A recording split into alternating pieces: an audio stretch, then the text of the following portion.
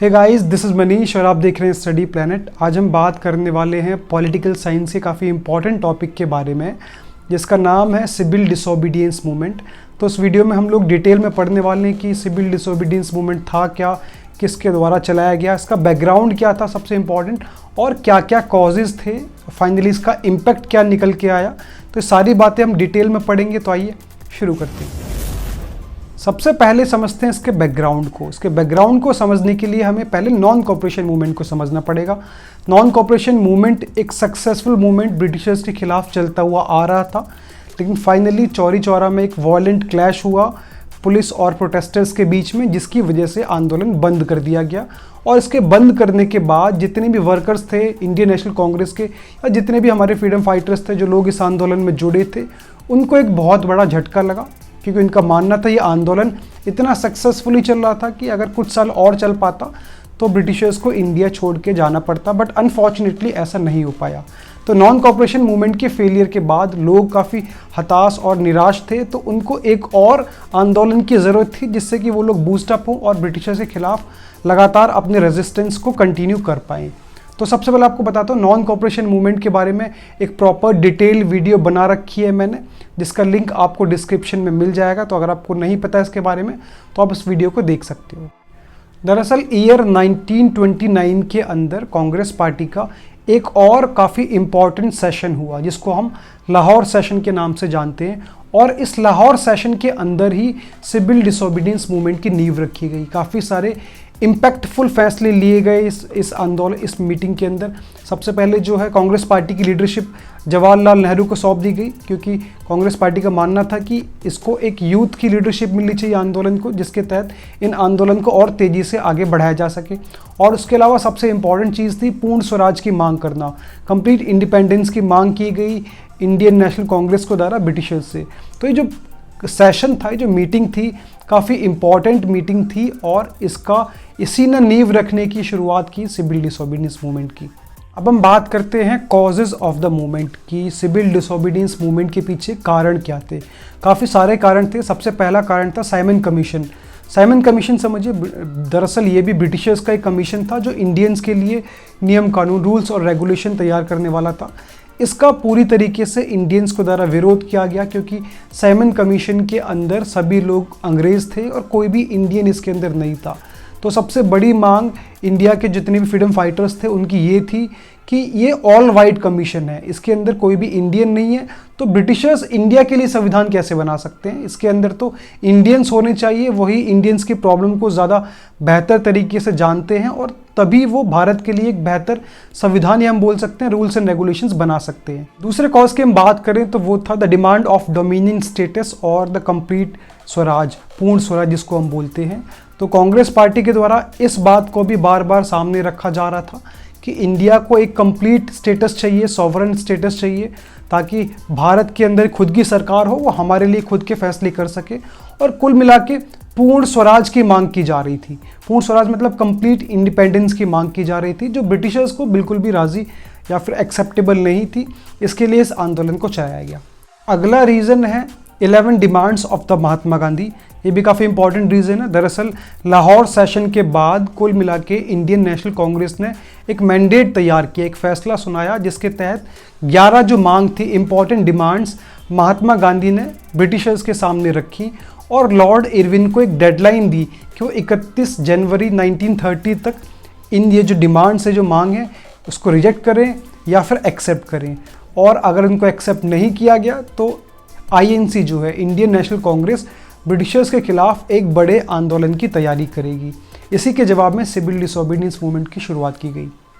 आखिरी और सबसे इम्पॉर्टेंट जो रीज़न था इस आंदोलन के पीछे, वो था द सॉल्ट लॉ। अंग्रेज़ों ने दरअसल नमक को लेकर एक कानून बनाया था इंडिया के अंदर, जिस कानून के तहत नमक बनाने का जो अधिकार था वो सिर्फ कंपनी के पास था, मतलब सिर्फ ब्रिटिशर्स के पास था। और ब्रिटिशर्स जो है बहुत महंगे रेट पे टैक्स लगाकर उस नमक को इंडियंस को बेचने वाले थे।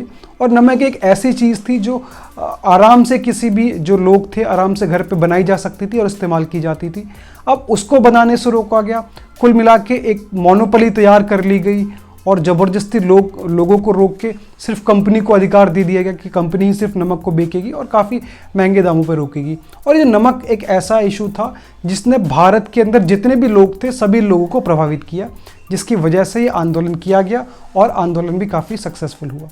अब हम बात करते हैं दांडी मार्च की, जो कि सिविल डिसोबीडियंस मूवमेंट का सबसे ज़्यादा इम्पैक्टफुल इवेंट था और यहीं से सिविल डिसोबीडियंस मूवमेंट गेन होना शुरू हो चुका था। दरअसल जो महात्मा गांधी थे नॉन कॉपरेशन मूवमेंट होने के बाद वेट कर रहे थे एक ऐसे इशू का जिस इशू के तहत पूरे देश के जनता को एक साथ वापस से इकट्ठा किया जा सके। वो मौका मिला उनको सॉल्ट लॉ के बाद, क्योंकि नमक एक ऐसी चीज़ थी जिसने भारत के अंदर जितने भी वर्ग के लोग थे उन सबको प्रभावित किया था, चाहे वो अमीर लोग हो, चाहे वो गरीब लोग हो, चाहे वो हिंदूज हो या मुस्लिम्स हो, अपर कास्ट के लोग हों, लोअर कास्ट के लोग हों, सब लोग अपने अपने घर में नमक का इस्तेमाल करते थे। और उसकी वजह से जो सॉल्ट लॉ आया था उसकी वजह से सभी लोग प्रभावित थे। इसीलिए गांधी जी ने दांडी मार्च करने की शुरुआत की और इस इशू को एक बड़ा इशू बनाया जिसके तहत इंडिया को वापस से यूनाइट करके एक बड़ा आंदोलन शुरुआत किया जा सके। तो इसकी शुरुआत जो है 12 मार्च 1930 को देखने को मिली, जहां पर गांधी जी ने साबरमती आश्रम से शुरुआत की इस मार्च की और करीब करीब 400 किलोमीटर का ये मार्च था जो कि साबरमती आश्रम से दांडी तक होने वाला था। दांडी एक कोस्टल एरिया है गुजरात के अंदर ही, तो समुद्री तट है। वहाँ तक गांधी जी अपने करीब 78 फॉलोअर्स को लेकर उन्होंने इस यात्रा की शुरुआत की और वहाँ दांडी में जाकर इस यात्रा को ख़त्म किया। और इसको यात्रा को करने का सिंपल सा रीज़न था उनका, वो ये था कि वो यात्रा पूरी करेंगे और वहाँ तक जाने के बाद अपने हाथों से मुट्ठी भर नमक बनाकर ब्रिटिशर्स का जो सॉल्ट लॉ है उसको ब्रेक करेंगे। तो कुल मिलाकर यहाँ पर रीज़न या फिर लॉजिक समझा जा सकता है कि जो महात्मा गांधी हैं वो एक मैसेज देना चाहते थे कि जो ब्रिटिशर्स ने नमक कानून बनाया है, जो उनकी मोनोपोली है वो इलीगल है, गैर कानूनी है नैतिक तौर पर, और इसको तोड़ने के लिए गांधी जी ने मैसेज दिया कि वो किसी भी हालत में इंडियंस जो हैं ब्रिटिशर्स के किसी भी कानून के खिलाफ झुकने को तैयार नहीं है। इस घटना के बाद पूरे देश में आंदोलन शुरू हो गए। पूरे देश में गांधी जी को फॉलो करते हुए लाखों लोगों ने क्या किया, इस सॉल्ट लॉ को ब्रेक करना शुरू कर दिया और ये जो आंदोलन था धीरे धीरे पूरे देश में फैल गया। अब हम बात करते हैं features of the civil disobedience movement कि सिविल डिसोबीडियंस मूवमेंट के अंदर क्या क्या फीचर्स अपनाए गए। तो ये भी नॉन कॉपरेशन मूवमेंट की तरह एक पूरी तरीके से नॉन वायलेंट मूवमेंट था। इसके अंदर भी हिंसा की बिल्कुल भी जगह नहीं थी। उसके अलावा जितने भी लोग रूरल एरियाज़ में रहते थे उन्होंने भी काफ़ी बढ़ चढ़कर इसके अंदर पार्टिसिपेट किया।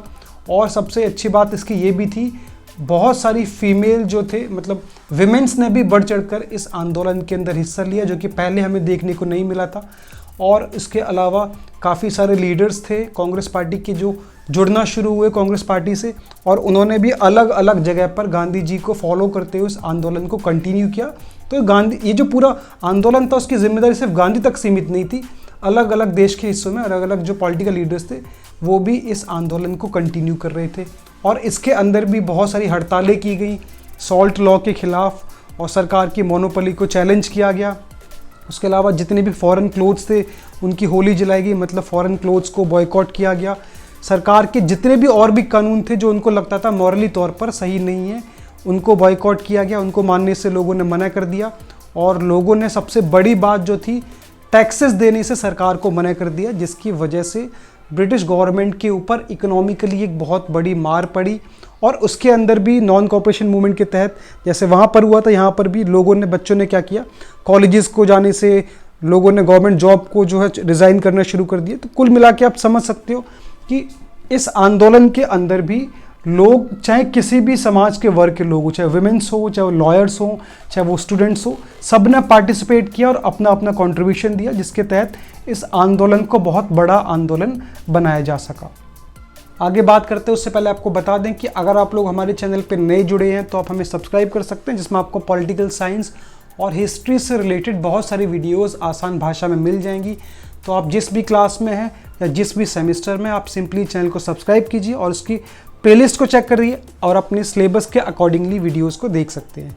और इसके अलावा अगर आप लोग हमसे पेड क्लासेस या नोट्स चाहते हैं तो उसके लिए भी आप हमें इंस्टाग्राम पे मैसेज कर सकते हैं। लास्ट में बात करते हैं इसके कंक्लूजन की। तो जैसे ही ये जो घटना देखने को मिली थी सॉल्ट लॉ को ब्रेक करने की। उसके बाद ब्रिटिशर्स ने जितने भी इंडियन लीडर्स थे इंक्लूडिंग द महात्मा गांधी, उनको जेल में डालना शुरू कर दिया। लाखों लोग जो प्रोटेस्टर्स थे इनके साथ जुड़े हुए थे उन सबको भी जेल में डालना शुरू हुआ। लेकिन ये जो आंदोलन था इसका प्रभाव भी ब्रिटिशर्स के ऊपर बहुत ज़्यादा पड़ा और ब्रिटिशर्स को मजबूर होना पड़ा इंडियंस के साथ पावर शेयरिंग को लेकर। इसी के तहत एक समझौता साइन हुआ, गांधी इरविन पैक्ट, जो कि 1931 के अंदर साइन हुआ। और इस पैक्ट के तहत एक समझौता ये था कि जितने भी पॉलिटिकल प्रिजनर्स थे, मतलब इस आंदोलन के अंदर जितने भी लोगों को जेल में डाला गया था उन सबको आज़ाद कर दिया जाएगा। और उसके अलावा ब्रिटिशर्स की तरफ से जो सॉल्ट लॉ जो बनाया गया था उसको भी ब्रिटिश क्या करेगा, वापस ले लेगा। तो सबसे बड़ी जीत थी इस आंदोलन की कि सॉल्ट लॉ ब्रिटिशर्स को फाइनली वापस लेना पड़ा। और ये भी एक मैसेज गया कि ब्रिटिशर्स कोई बहुत बड़ी चीज़ नहीं है जिससे इंडियन को डरने की ज़रूरत है, तो ब्रिटिशर्स को भी झुकाया जा सकता है। ऐसा करके भी दिखाया सॉल्ट लॉ को वापस लेने के बाद। और उसके अलावा इस पावर शेयरिंग को कैसे देने को तैयार हो, इस पैक्ट के तहत ये भी तय किया गया कि अब जो है ब्रिटिशर्स राउंड टेबल कॉन्फ्रेंसेस शुरू करेंगे जिसके तहत इंडियंस के साथ नेगोशिएट किया जाने लगा कि इंडियंस को पावर शेयरिंग कितनी और किस तरीके से दी जाएगी। तो ये काफ़ी बड़ा अचीवमेंट थी कि जो ब्रिटिशर्स जरा सा भी झुकने को तैयार नहीं थे इंडियंस के सामने, वो ब्रिटिशर्स इंडिया के साथ पावर शेयरिंग को तैयार थे। तो ये पूरा टॉपिक था, मैंने आपको आसान भाषा में समझाया। आई होप आपको वीडियो इन्फॉर्मेटिव लगी होगी, तो आप इसको ज़्यादा से ज़्यादा शेयर कर सकते हैं और ऐसे ही आसान भाषा में वीडियोज़ को देखने के लिए चैनल को सब्सक्राइब कर सकते हैं। Thank you so much for watching.